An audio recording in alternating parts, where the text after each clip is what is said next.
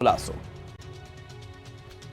ખ્યાતિકાંડના medical માફિયાઓ આખરે ઝડપાયા છે। અમદાવાદ ક્રાઇમ બ્રાન્ચે મોટું ઓપરેશન પાર પાડ્યું છે। કેસમાં ફરાર થયેલા 5 મોતના સોદાગરો સમાન આરોપીઓને ક્રાઇમ બ્રાન્ચે દબોચી લીધા છે। ખ્યાતિ મલ્ટી સ્પેશિયાલિટી હોસ્પિટલના CEO Chirag Rajput, marketing manager Rahul Jain અને મિલિંદ પટેલ, પ્રતિક ભટ્ટ અને પંકિલ પટેલની અલગ અલગ સ્થળેથી ધરપકડ કરવામાં આવી છે। આ ચંડાળ ચોકડી મધ્ય ગુજરાતના ફાર્મ હાઉસમાં છુપાઈ હોવાની માહિતી હતી, જેમાં ચિરાગ ખેડાથી જ્યારે રાહુલ અને મિલિંદને ઉદયપુરથી ઝડપાયા છે। ગૃહ રાજ્યમંત્રી હર્ષ સંઘવી આ કેસનું સતત મોનિટરિંગ કરતા હતા, ત્યારે હર્ષ સંઘવીના ભરોસા પર ક્રાઇમ બ્રાન્ચ ખરી ઉતરી છે। ખ્યાતિ હોસ્પિટલના જે મેડિકલ કેમ્પ યોજાયા હતા તે આરોપી રાહુલ જૈન અને મિલિંદ પટેલ જ ગોઠવતા PMJAY અંતર્ગત સ્વસ્થ લોકોના પણ ઓપરેશન કરીને મોતના મુખમાં ધકેલનારા આરોપીઓને શોધવા પોલીસ રાત દિવસ એક કરી રહી હતી, જે આખરે ક્રાઇમ બ્રાન્ચના હાથમાં આવી ગયા। આ તમામ લોકો પોતાનો મોબાઈલ ફોન બંધ કરીને નવા મોબાઈલથી સોશિયલ મીડિયા દ્વારા સંપર્કમાં હોવાનો ખુલાસો થયો। આરોપીઓને હાલ અમદાવાદ ક્રાઇમ બ્રાન્ચ લઈ આવવામાં આવ્યા છે અને તેઓની પૂછપરછ કરવામાં આવી રહી છે। તેઓ કઈ રીતે ભાગ્યા હતા અને તેમણે કોને મદદ કરી હતી તે અંગેની તપાસ કરવામાં આવી રહી છે। જોકે આ કેસમાં હજી પણ 3 આરોપીઓ ભૂગર્ભમાં હોવાથી હજી તેની શોધખોળ કરવામાં આવી રહી છે। ખ્યાતિ હોસ્પિટલ કાંડમાં કુલ 9 આરોપીઓ સામે ગુના નોંધાયા છે, જેમાંથી અત્યાર સુધીમાં 6 આરોપીઓ પકડાઈ ગયા છે। આ કેસમાં સૌપ્રથમ ડોક્ટર પ્રશાંત વજીરાણીની ધરપકડ કરાઈ, હવે વધુ 5 આરોપીઓ ઝડપાયા, જ્યારે 3 આરોપીઓ હજી પણ વોન્ટેડ છે, જેમાં મુખ્ય કાર્તિક પટેલ વિદેશમાં છે, જ્યારે 2 આરોપી કોઠારી અને પટોલિયા ભારતમાં જ છે। જો કે આ બંને માફિયાઓ ભૂગર્ભમાં ઉતરી ગયા છે।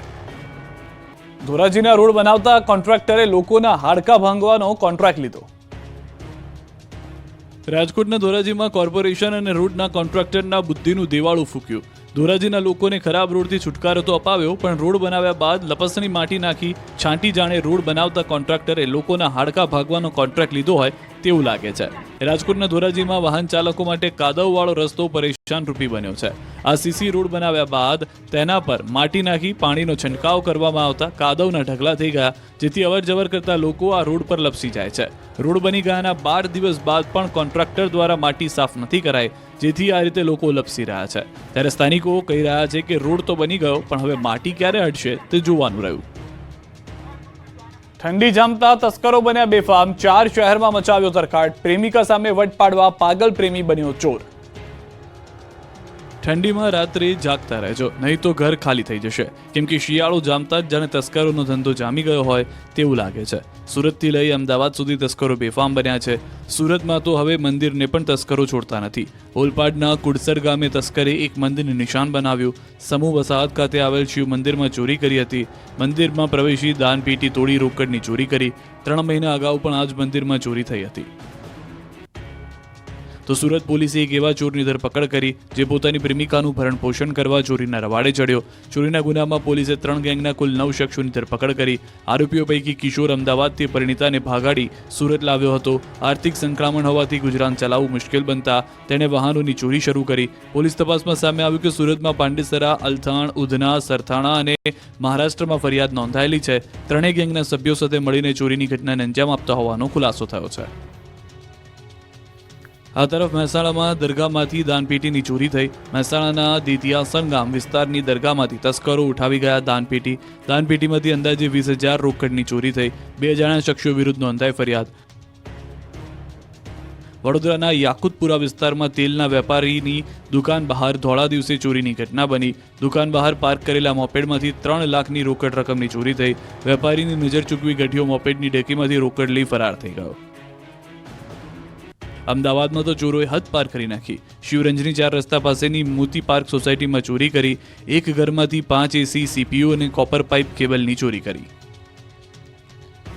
ટેટ પાસ ઉમેદવારોએ ફરી ગાંધીનગર ગજવ્યું હતું। સૂત્રોચ્ચાર કરતા પોલીસે કરી હતી ટીંગાટોળી।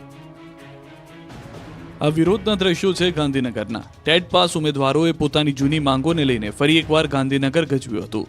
રાજ્યભરમાં ટેટ પાસ ઉમેદવારો ગાંધીનગર પહોંચ્યા। વિદ્યા સહાયકોની જગ્યાઓ વધારવા માટે જીવરાજ ભવન ખાતે ધામા નાખ્યા। પોસ્ટરો સાથે ઉમેદવારોએ સૂત્રોચ્ચાર કરી હલ્લાબોલ કર્યો। ઉગ્ર વિરોધ પ્રદર્શન કરી પાટનગર ગજવ્યું। ધોરણ 1 થી 5ની વિદ્યા સહાયકમાં જગ્યા વધારવા માંગ કરાઈ। ધોરણ 1 થી 5માં 10,000 જેટલી ભરતી કરવામાં આવે તેવી માંગ કરી। મામલો વધુ ઉગ્ર બનતા પોલીસ આવી ગઈ હતી।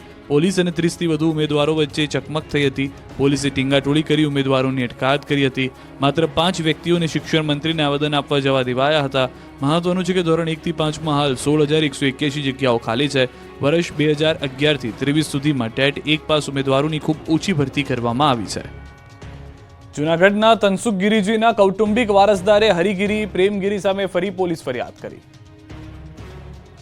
જૂનાગઢ ગિરનારની ગાદીને લઈને વિવાદ વકરી રહ્યો છે. હવે તનસુખ ગિરીના કૌટુંબિક વારસદારે હરિગીરી પ્રેમગીરી સામે ફરી પોલીસ ફરિયાદ નોંધાવતા ખળભળાટ મચી ગયો છે.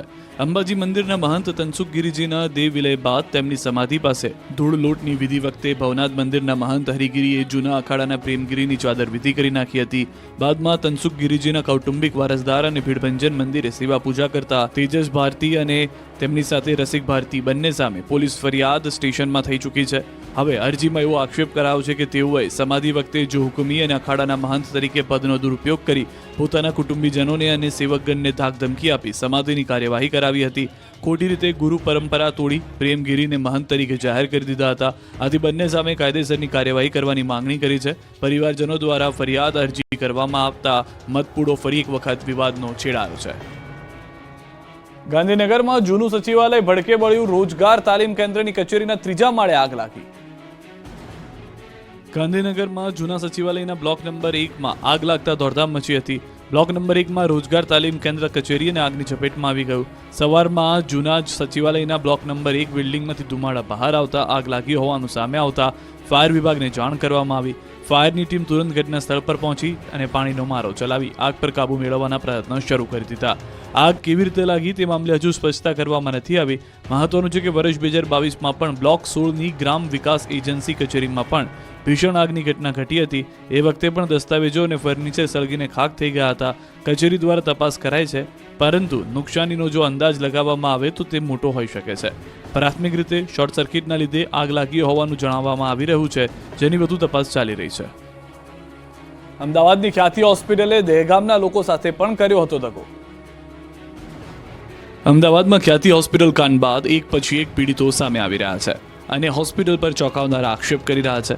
દહેગામના બહિલિયલ ગામના રહેવાસીઓનો આરોપ છે કે જાન્યુઆરી 2023માં ખ્યાતિ હોસ્પિટલે ગામમાં કેમ્પનું આયોજન કર્યું હતું. ગામના 30 જેટલા લોકોને હોસ્પિટલે લાવીને ઓપરેશન કરવાનું જણાવ્યું, જેમાં પીડિત જાવેદ બાકરના પિતાને પગનો દુખાવો હતો, પરંતુ રિપોર્ટ હૃદયના કર્યા અને એન્જિયોગ્રાફી કરી નાખી.